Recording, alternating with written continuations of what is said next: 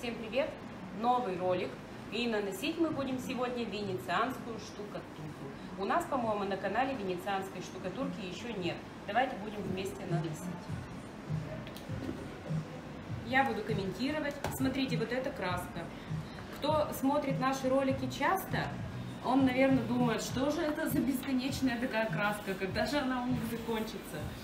Бывает, вот так вот заколируем и очень долго ее тратим. Краска парад, она очень хорошо укрывает за один слой, она нам нравится, и поэтому мы ее используем как подложечный слой. У нас вот этот лист МДФ, тоже такие вопросы задают, на чем делаете? Это МДФ лист, на них мы наносим образцы, и это нанесение мы для вас снимаем. Сейчас тоже опять снимаем большой образец венецианской штукатурки. Качество валика у нас изменилось. Да, кстати, в прошлом ролике говорили мы о том, что у нас проблемы, да, есть с валиками. Мы заказали инструменты, пока они у нас пробные приехали по одной, по две штучки. Это всякие валики, это кисти профессиональные, художественные, Pentrilo, Испания. Совсем другой калинкор, я вам так скажу. Или берешь вот дешевый валик, да, там за 15 рублей, и он едет как трактор такой, дыр-дыр-дыр-дыр-дыр, вот так. Или вот хороший валик. Никаких волос, ничего не лезет с него. Окрашиваем равномерно в круговую. Вот у вас есть сколько стен, и вы просто красите. Красите, красите, красите, и все. Никакого ни рисунка, ничего, вам нужно просто прокрасить. Еще также под венецианскую штукатурку в промежутке скажу, что стена должна быть идеальная. То есть она должна быть не просто отшпаклеванная, как под покраску, то есть без царапин, всяких дефектов, а она еще и ровная должна быть в плоскости. Потому что венецианская штукатурка подразумевает ровный слой и еще полировку глянцевую. И если начинаете полировать и где-то впадина в стене, то это очень жестко видно.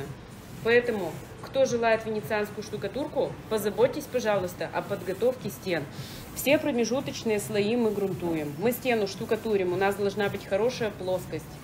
Никто не говорит про 90-е углы, что 90 градусов угол, но плоскость должна быть хорошая. И ошпаклеванная должна быть стена, как под покраску.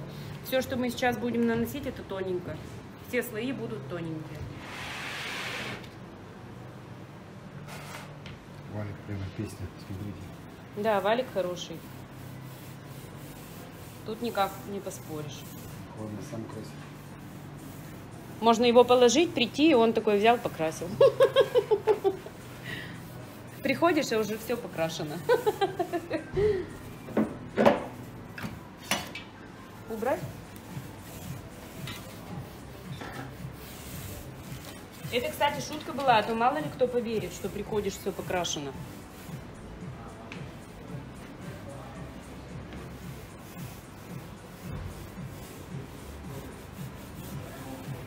Полусухой валик, в принципе, для первого слоя видите, как открывает. Да, практически нет проблешек.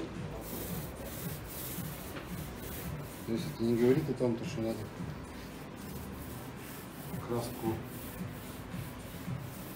дешевую или дорогую. Главное ее технические возможности этой краски. И обязательно она должна быть влагостойкой.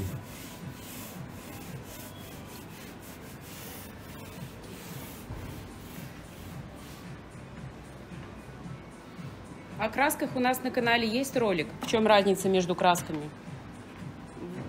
Кто не знает о красках, посмотрите там максимально подробно. У нас на канале есть видео о красках. Чем одна от другой отличается, на что обращать внимание при их выборе.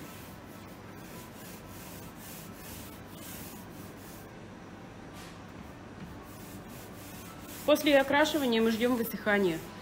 На сайте производителя указано время высыхания 2-4 часа. Будем этому верить и ждем высыхания. Кстати, если сейчас посмотрите, то уже подсыхает. Видно полосы, там, где светлее, это она уже подсыхает. На ваших стенах будет так же. Краска, высыхая, светлеет. Но не вся, некоторая темнеет. Но в данном случае она у нас светлеет. Вот это высыхание как раз. Ждем высыхания и продолжим. Наносим мы венецианскую штукатурку, тонкий-тонкий слой.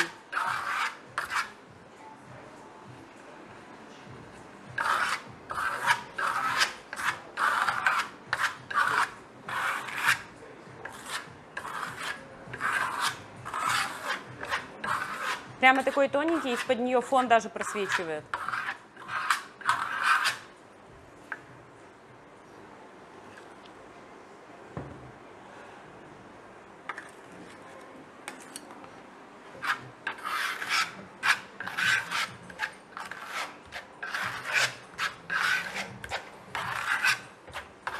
Венецианка на основе извести.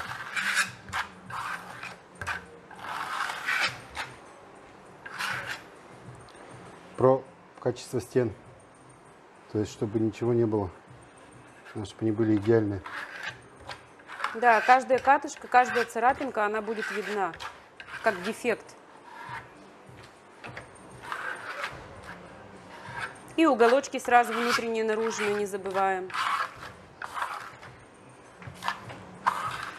Стены наносим от начала до конца. Кельма чистая всегда. Не сушим сухари на ней.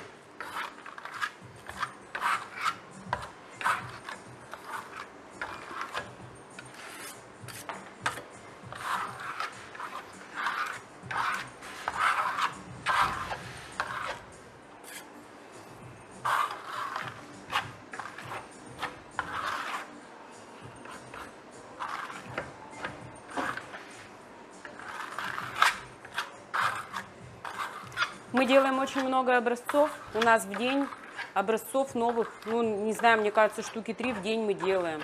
Потом проходит время, там, 2-3 месяца, мы это все в круговую опять переделываем. Вопрос задавали нам, у нас же конкурентов много, ну, здесь же в торговом центре, и вопрос задавали, не повторяют ли они? Да повторяют, как не повторяют? Ну, ладно, пусть повторяют. Мы же тоже за кем-то повторяем, ничего страшного, пусть повторяют. Мы тоже, бывает, повторяем, ну и свое стараемся придумывать, ну что, так бывает, ничего страшного. Каждая рука мастера по-своему нанесет. Да.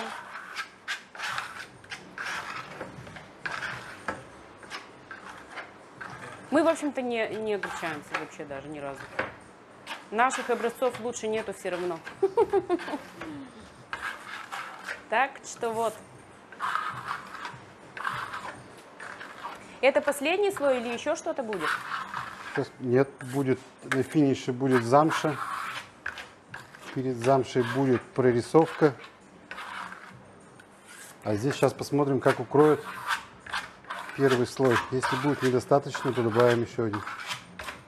У нас клиенты несколько раз брали штукатурку венецианскую. Это, скажем так, не самый ходовой товар, но его спрашивают. Почему не самый ходовой, боятся делать сами? Смогут они вот это сами? Да. Только времени много потратят, да? Да. А это, кстати, колерованное? Нет, это база. Нет. Это прям базовый цвет такой, как слоновой кости. Ну, он высыхает, белеет. Венецианская штукатурка, ну давайте покажем, это Тициана. Штукатурка венецианская на основе извести. Известковая, душеная известь. В чем разница между акриловыми материалами и на основе извести? Известковые, они гораздо дольше рабочее состояние держат, то есть долго не высыхают.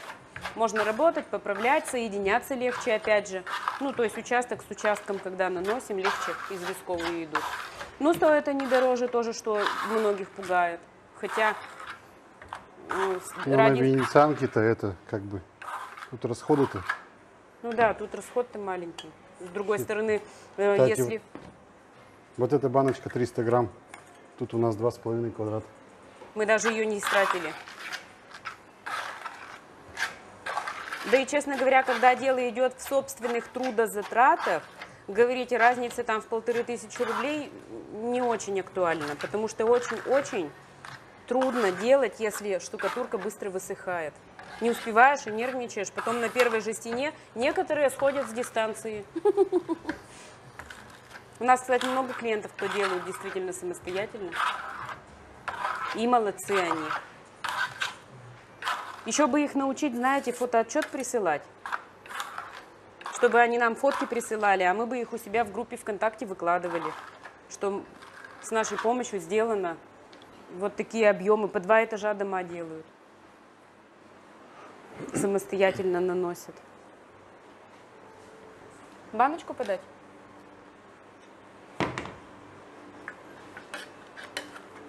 У нас здесь человек, который наносит, это мастер.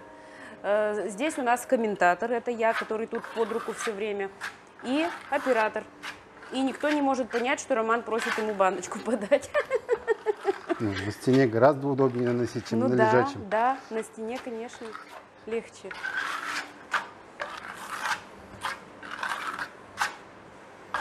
В таком положении это то же самое, что на столешнице делать.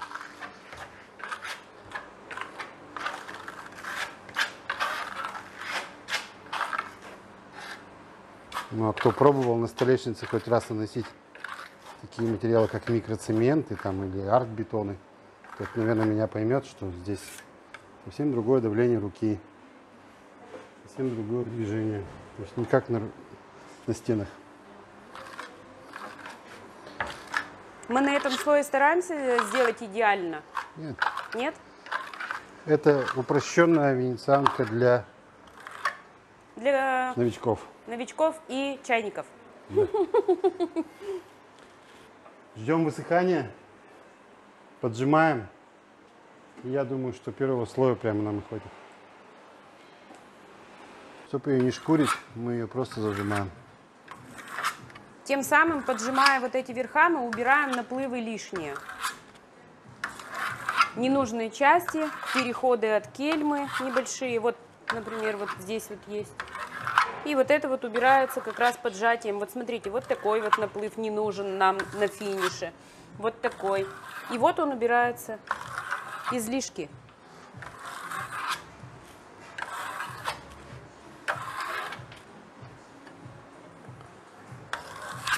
Кельму увлажняем, если не хотим. Осталась механика. На самом деле этот вариант, тут даже если что-то и останется, то все перекроется. То есть это сейчас венецианка у нас является подложкой под дальнейшую красоту.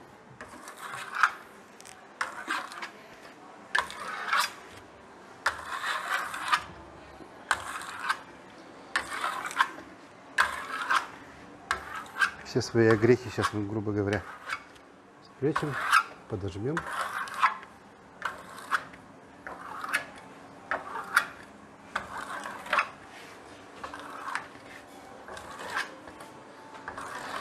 Вот такие красавцы приехали.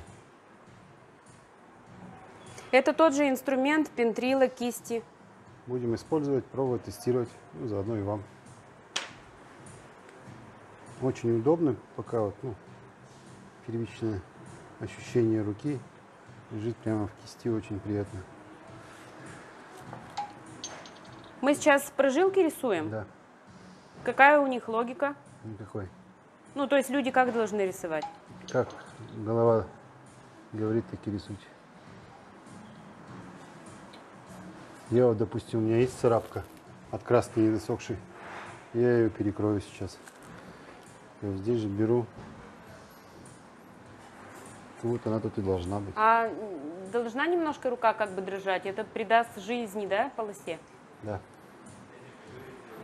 То есть принудительное дрожание руки. Тремор. Взяли базу С, ярко-колерованную. Краска парад.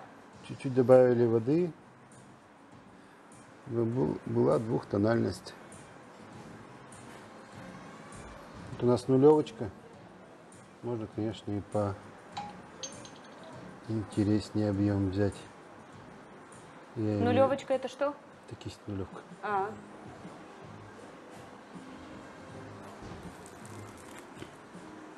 Нулевка это самая мелкая кисть? Да.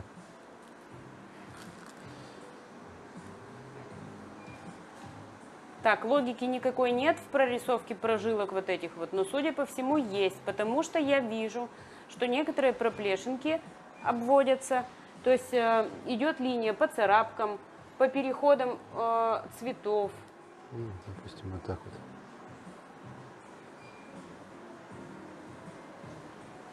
Сейчас вы, возможно, еще не понимаете результата, о чем будет речь, но на финише вы его увидите.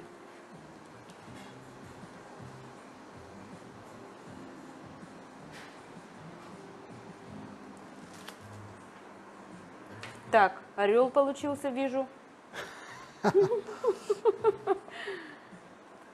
Так, а это кто такой? Что за зверь? Что-то я скучил почему-то.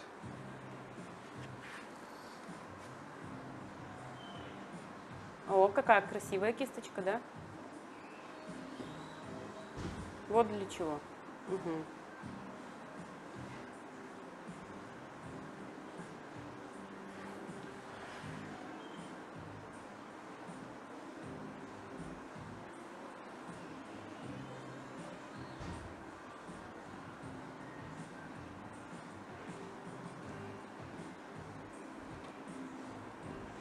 Ее тут не обязательно использовать, просто мы тест кисти. Ну да, мы пробуем кисти. Тут можно и губочкой взять. Вот, допустим, берем губочку, увлажнили ее. Также. Да и, честно говоря, и не обязательно это.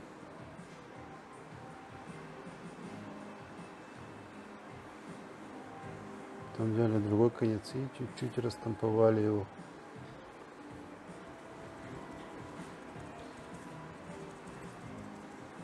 Растушевка.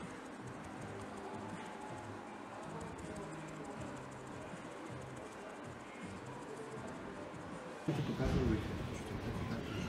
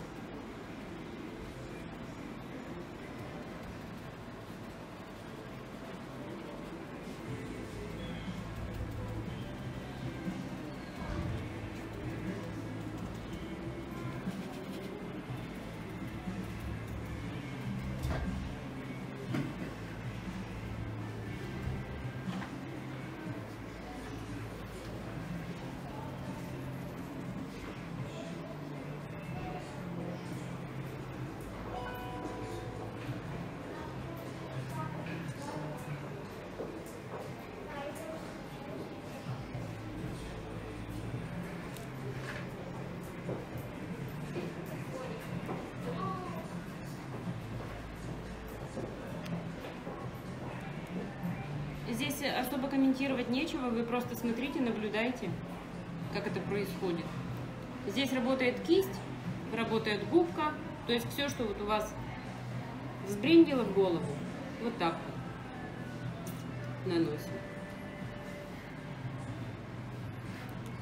Ну так вот по-честному говорим, да, мы много, а если вы хотите сделать у себя на стенах, то сделайте сначала на образце, возьмите кусок гипсокартона и потренируйтесь там, потом посмотрите итог и решите, нравится вам или нет. Сразу на стенку-то не лазьте, потому что, как бы мы тут ни говорили, декоративная штукатурка — это не такая легкая работа, как она кажется.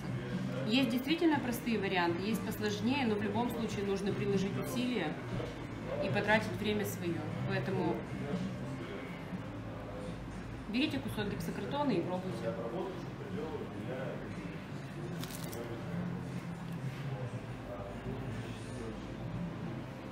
Передвигаемся? Или нет еще?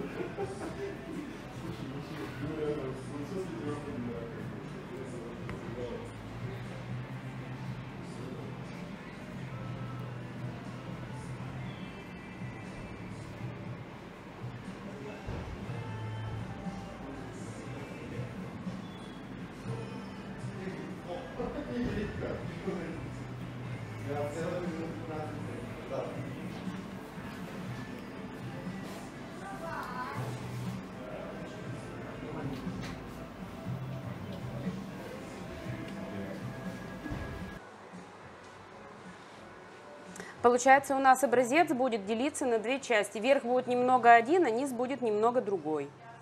Чтобы показать людям, как это может быть.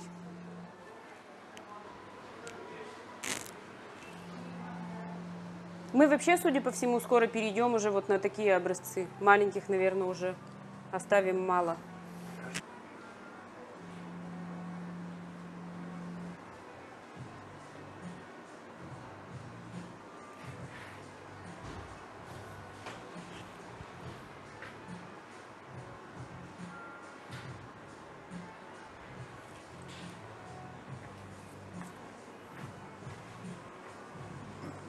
Оставляем сохнуть? Вот еще одну сейчас линию пущу. И все.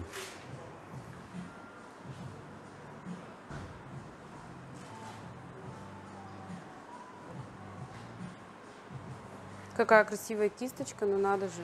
Вот я не художник, так я бы и не подумала. Я думаю, что художники-то знают о них, а так как мы маляры, очень образно декоративщики, не художники. Мы тоже осваиваем новые знания в пути.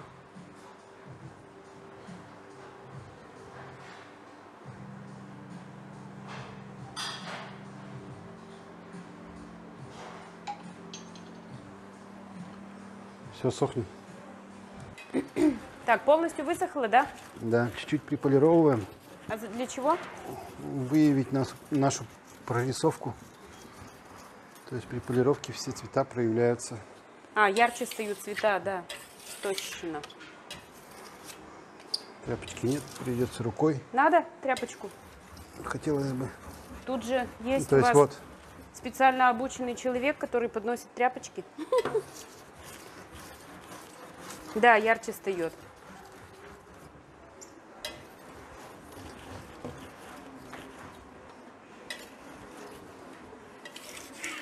Ну и саму венецианку можно как бы железнить, она тоже будет глянцевая, но нам она, в принципе, пока особо.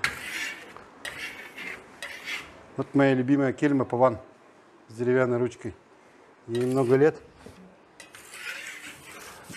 Как у каждого есть мастера свой любимый инструмент, так вот она и есть самая любимая. Так, а где моя Пока кельма? золотую кельму никто мне не дарит. Пользуемся, что есть.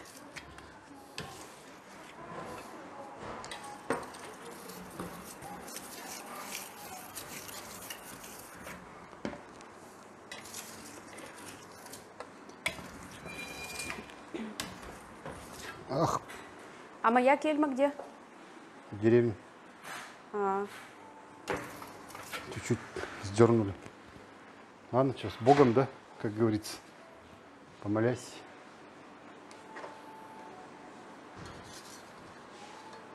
Замша, Его Величество. мы ее подразбавили водой, насколько я помню. Да, На сколько процентов? 40% воды. То есть максимально много воды, чуть ли не половину, чуть меньше половины воды. Мы наносим вот эту замшу, жиденький слой, и оставляем вот эти вот переходы от кельмы. То есть вам нужно вот эти вот переходы, чтобы остались какими-то логичными. То есть нет такого, что пятно-пятно и потом пустота огромная. А вот немножко-немножко вот так. Можно сделать 2 слоя. Мы сейчас попробуем в 1 слой его загнать.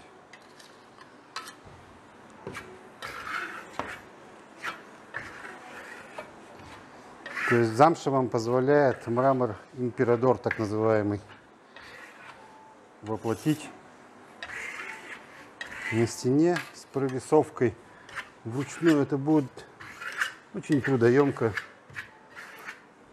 И тут вся красота, материал за вас решает проблему.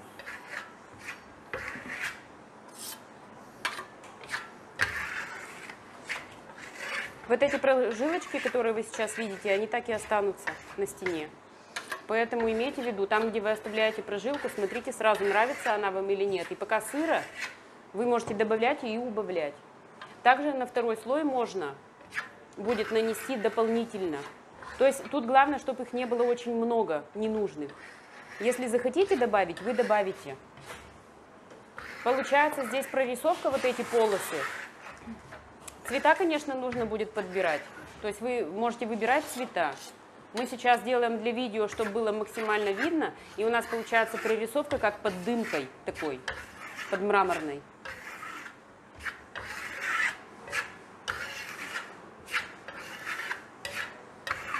Конечно, с цветами мы, может быть, не угадали. Если бы был здесь дизайнер, то он бы сказал, что это? Что это такое?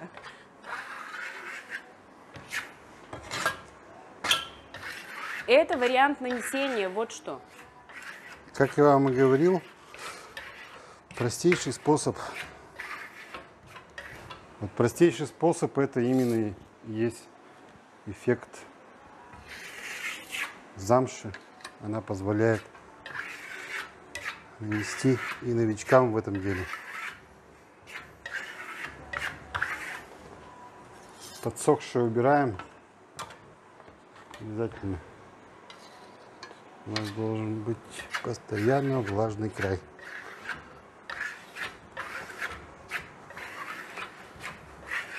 На самом деле нормальные цвета мне нравятся. Ну да, только коричневый к синему не очень подошел, но ладно, будет виден смысл. Я думаю, что вот в этой половине будет лучше. Там слишком жирные полосы получились.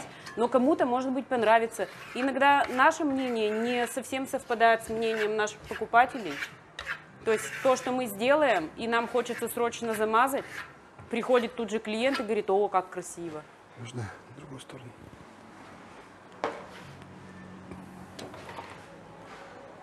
Да, наше мнение не всегда совпадает с мнением клиентов. На вкус и цвет. Да. Вот если вот здесь поближе снять, да, вы увидите, как это действительно легко и красиво. Вот. То есть вот такой вот эффект. Вот этих полос вообще могло не быть. Это ваше дело, будут они у вас или нет. А сам эффект замши, разведенной водой на венецианской штукатурке, оставляя вот эти прожилки, вы можете повторить мрамор. Вот это все. Ну вот давайте покажем в протяжке. То есть взяли материал и потянули, да. То есть она может быть их крест-накрест. Вот. То есть на стене это можно махи делать крупные. Но и опять же на стене легче все-таки. Конечно. Чем вот тут вот вошкаться около планшета.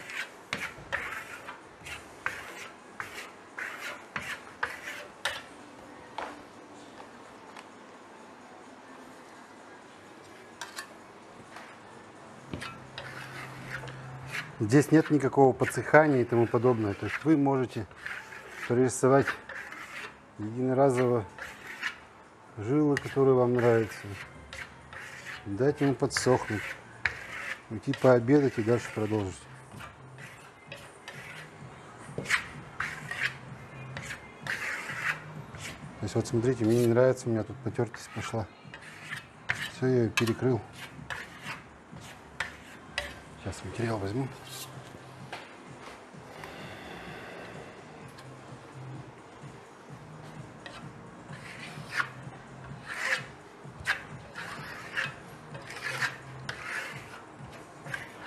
Второй слой будем наносить? Нет, Нам достаточно. меня и так устраивает. Ну, конечно, вот такой механики лучше не оставлять. Вот она. Механика именно кельмы. Все, ждем высыхания и наносим воск. Ну и приполировываем. И наносим завершающий слой. Завершающий слой это у нас, давайте я вмешаюсь тут, вот пока Роман покрывает. Это воск Палаццо торговой маркой Effectum. Валиком прямо его можно накатать. Это для ускорения. Вообще, в принципе, его кельмой лучше наносить, наверное. Но мы хотим сделать побыстрее. Что нам дает воск? Он дает очень хорошую защиту. Очень хорошую. Он дает яркость цвета, то есть выявляет цвета. И его можно заполировать до зеркального состояния, если кому-то это нужно будет. Вот как раз воск, он для венецианских штукатурок палаццо.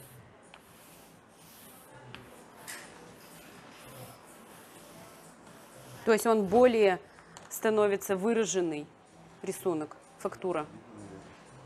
Да, вот для сравнения, посмотрите, вот не покрыто, а вот покрыто.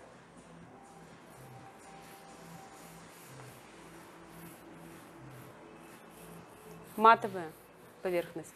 И вот это будет сейчас более выраженная. Полировать будем, не будем? Сейчас увидим.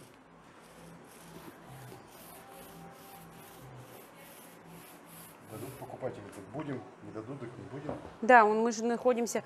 Я вообще думаю, что нам уже пора задуматься о том, чтобы для видео студию какую-то иметь. Потому что в торговом центре достаточно сложно снимать. Только вроде начнешь, и клиенты. Предложение город Ижевск. Студию-склад. Да, то есть мы хотим студию для съемок видео, ну и одновременно вот образцы там наносить и в качестве склада. Наверное, нам уже пора.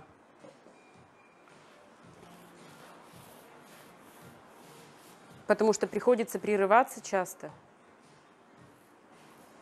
Всем же интересно, что мы тут наносим. Думаете, вам только интересно? Нет. Мимо проходящие люди идут и заходят, смотрят.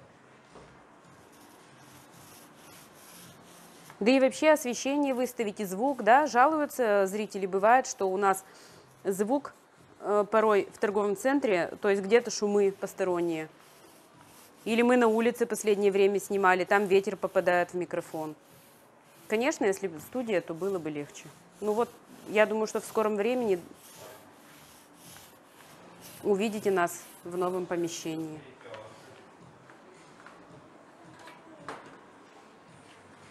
Кельма пошла в ход. То есть мы нанесли валиком, и дальше мы кельмой его вот так вот поджимаем. Этот воск убираем излишки, убираем ворс от валика. Валик, кстати, хороший, оценили. Недавно в одном из прошлых видео мы жаловались на валики. Так вот, мы заказали Пентрила валики, нам очень понравилось. Я предлагаю половину сделать глянцевую, половину матовую. Вот она матовая. Заполировать половину, а половину нет? Да. Ну, можно и так, да. То есть для сравнения у нас же как раз верхняя часть отличается от нижней.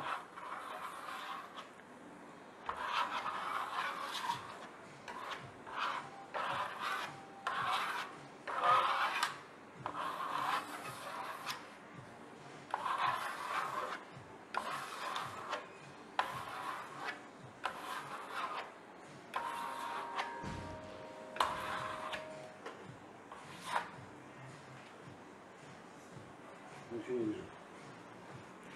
Освещение то в нашу пользу, то не в нашу. В чем проблема? У нас много света искусственного с потолка, и мы находимся около большого окна. Нам трудно подловить вот этот вот момент, когда видно будет и нам, и вам. Стараемся как можем, оцените. Ухожу?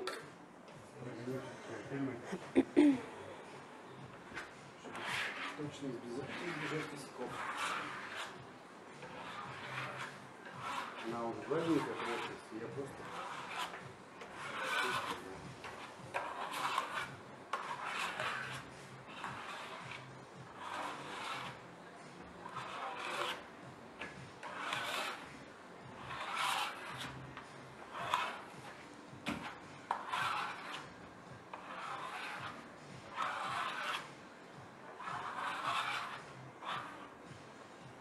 Воск?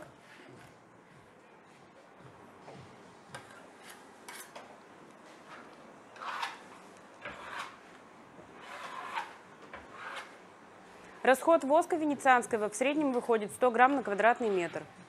У кого-то больше, у кого-то меньше. Все зависит от мастера, от слоев, от фактуры, на которую наносим. Много факторов. Ну, по среднему 100 грамм на квадрат считаем.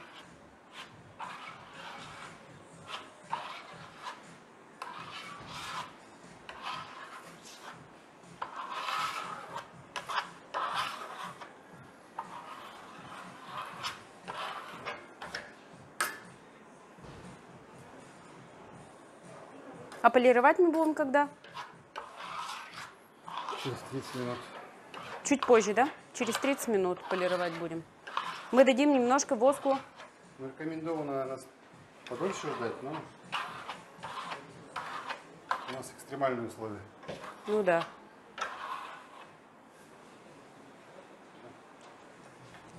Угу.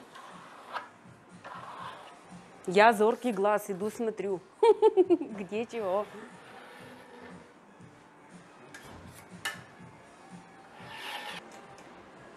Будем полировать сейчас одну половину нашего образца, а вторую половину оставим матовой, неполированной. Использовать будем машинку, я сейчас объясню, что. А дальше будет шумно, уже говорить ничего не буду. Вот такую шлифмашинку используем и 3 разных насадки. Крупную, среднюю и мелкую, для пробивки разных слоев. Полируем, смотрим и считаем его завершенным.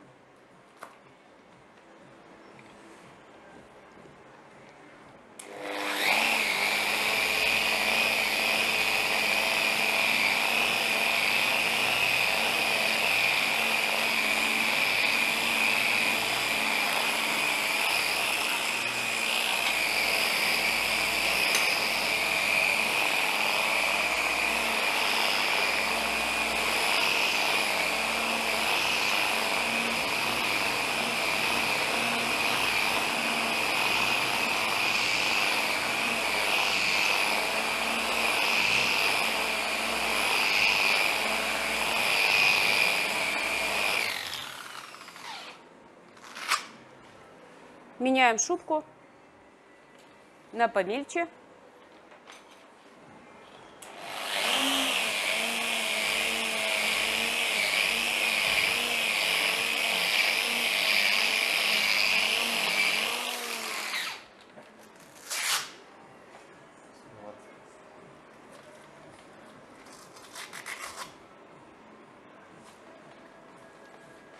Машинка обязательно должна быть с регулировкой скорости, иначе вы сожгете воск. На какой скорости полируем? На минималке. Смотрим по ходу движения.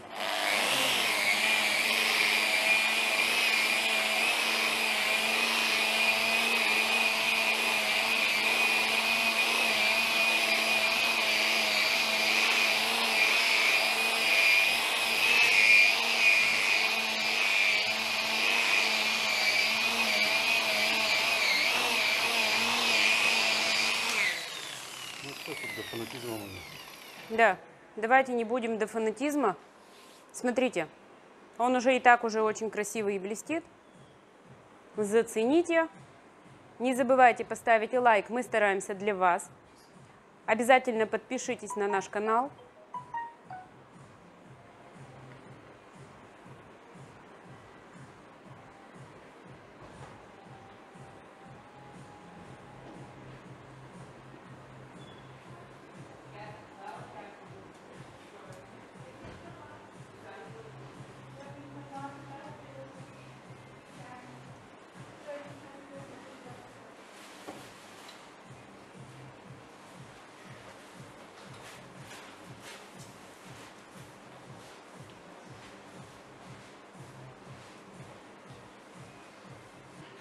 Обязательно поставьте лайк и подпишитесь на наш канал. Мы работаем для вас. Мы находимся в городе Ижевске, называемся мы Гуру Декор.